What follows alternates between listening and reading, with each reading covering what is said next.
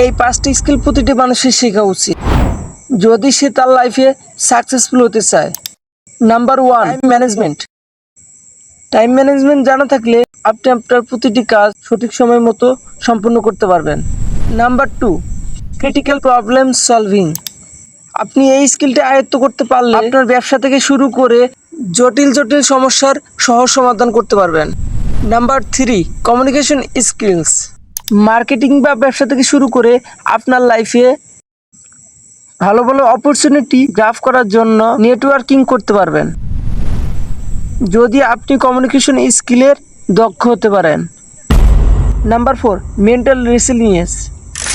যখন ব্যবসা বা জীবন নিয়ে যখন আপনি একটা খারাপ পরিস্থিতিতে থাকবেন তখন আপনার ব্রেনকে শান্ত রেখে সঠিক রিভিশন নিতে এই স্কিলটি অনেক বেশি হেল্প করে।